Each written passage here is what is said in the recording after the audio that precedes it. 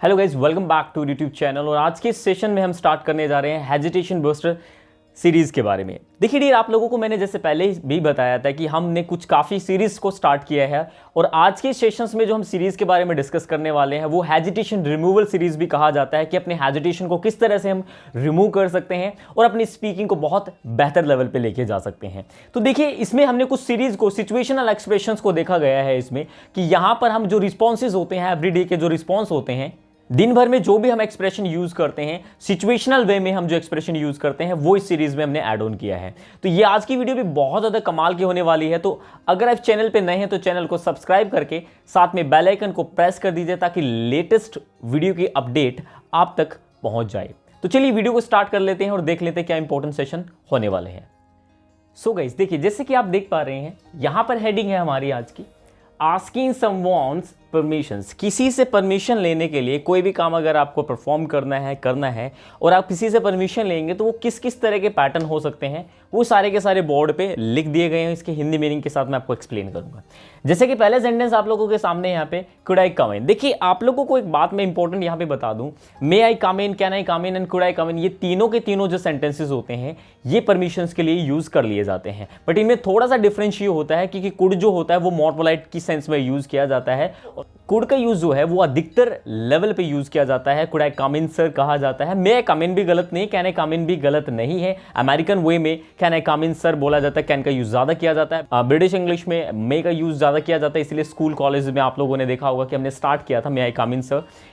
आज मैं आप लोगों को इंपॉर्टेंट बता रहा हूं कि आप आज से स्टार्ट कर दीजिए could I come in sir कहना, क्योंकि कुड जो है वो मोर पोलाइटनेस को शो करता है।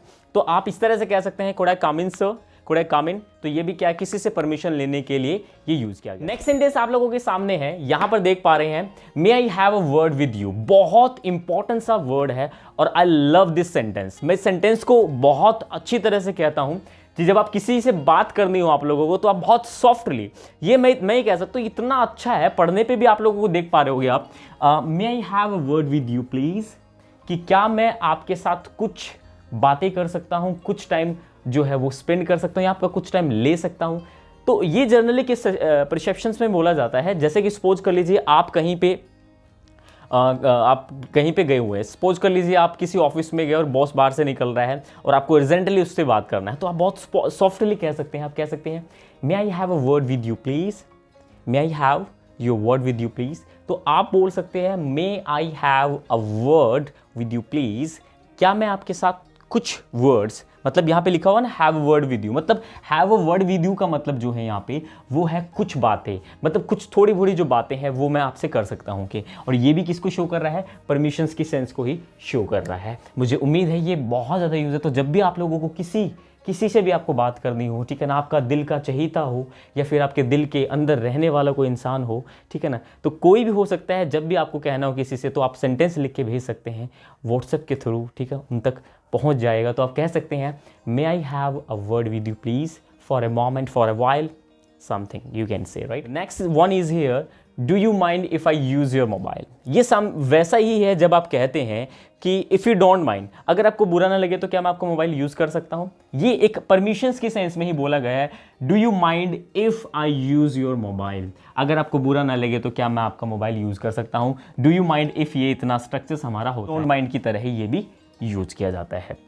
नेक्स्ट सेंटेंस है, would you let me take it home for a day. अब कुछ ऐसे सेंटेंसेस होते हैं, जैसे कि आप लोगों ने देखा, कभी हम किसी के घर पे जाते हैं तो कुछ पैट इस तरह के होते हैं, कुछ बच्चे इस तरह के हो सकते हैं, या फिर कुछ चीज़ें इस तरह की हो सकती हैं जो आपको बहुत ज़्यादा अच्छी लगती हैं और सामने वाले से आप कहते हैं कि क्या मैं एक दिन के लिए इसको घर पे ले जाऊँ, मुझे बहुत अच्छा लगा है ये।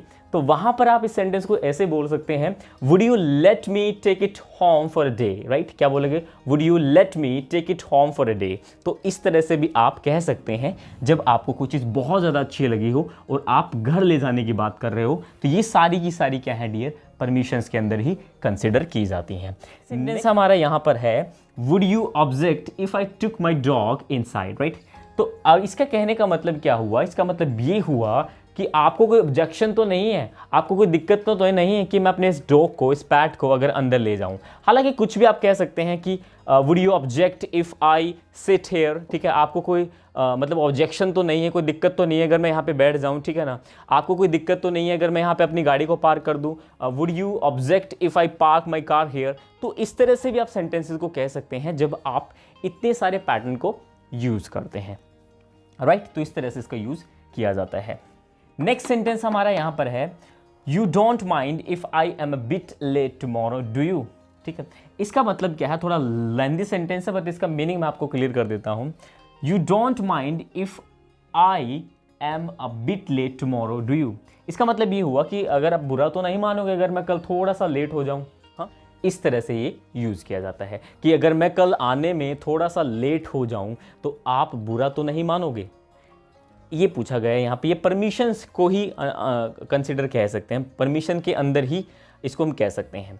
नेक्स्ट सेंटेंस है, last but not the least, if you don't mind I would like to have a smoke. क्या होता है कि कई बार लोगों को जब स्मोक की बहुत ज़्यादा एडिक्शन हो जाती है, एडिक्ट हो जाते हैं, तो उनसे ना रहा नहीं जाता, तो वहाँ पर वो सेंटेंस बोल देते हैं, if you don't mind I would like to have a smoke. क्या बोला मैंने, if you don't mind I would like to have a smoke, कि अगर आपको बुरा ना लगे तो यार मैं सिगरेट वगैरह पी लूँ क्या, मेरे दिल में है ना वो बेचैनी सी हो गई है। ऐसा होता है अक्सर, ठीक है ना, जैसे कि आप लोगों ने देखा होगा कि जब किसी से हम रूठ जाते हैं और उनसे बात ना हो तो हमारे अंदर एक बेचैनी सी होने लगती है। ठीक उसी तरह से जिन लोगों को एडिक्शन होती है, देखो एडिक्शन सिर्फ चीज़ों की नहीं होती है, एडिक्शन इंसान की भी होती है, एडिक्शन बातों की भी होती है, एडिक्शन वॉइस की भी होती है और एडिक्शन प्यार की भी होती है। समझ रहे हो ना। तो मेरा कहने का मतलब ये है कि एडिक्शंस किसी भी चीज़ की हो वो बुरी ही होती है, ठीक है। तो यहाँ पर जब एडिक्शन हद से गुजर जाती है, ठीक है, हद से गुजर जाने की जब हम बात कहते हैं तो अधिकतर लोग प्यार की बातें सोच लेते हैं इधर, जो कि प्यार की बातें नहीं होती हैं। हद से जब कोई बात गुजर जाती है, ठीक है, हद से गुजर जाना है खाने याद आ जाते हैं, ऐसी बात नहीं है, ठीक है ना। तो यहाँ पर ये है कि जब कोई चीज़ हद से गुजर जाती है तो वहाँ पर हम इस तरह से सेंटेंस बोल सकते हैं, if you don't mind would I would like to have a smoke here, right. तो आप ये सारे के सारे पैटर्न को यूज़ कर सकते हैं। आप देख पा रहे हैं सारे के सारे आस्किंग समवन्स परमिशंस, किसी से परमिशन लेने के लिए आप किस तरह के सेंटेंसेस जो यूज़ करते हैं वो सारे के सारे मैंने आप लोगों को बताए हैं। बट ये वाला बहुत ज़्यादा इंपॉर्टेंट है, ध्यान रखना, may I have a word with you please. तो ये बहुत ज़्यादा यूज़ किया जाता है। उम्मीद है डियर ये सेशन भी आप लोगों को बहुत अच्छा लगा होगा। इन सभी को यूज़ कीजिए और जितने भी हमने जो HB के जो और भी जो वीडियोस बना रखे हैं उनको भी देखिए और प्रैक्टिस करते रहिए। FD भी आपके साथ अवेलेबल है, प्रोनाउंसिएशन और स्पोकन इंग्लिश की सीरीज भी सारी की सारी चैनल पे अवेलेबल है, प्लेलिस्ट जाके चेक कीजिए। ज़्यादा से ज़्यादा इस वीडियो को शेयर कर दीजिए। वीडियो अच्छा लगा तो कमेंट करके हमें बता दीजिए, कोई कमी रह गई तो वो भी हमें बता दीजिए ताकि हम अपने आप को इंप्रूव कर पाएँ। आज के लिए इतना ही, मिलते हैं और एक इंपॉर्टेंट सेशन के साथ। तब तक के लिए ध्यान रखिए, सेफ रहिए और एंजॉय करते रहिए।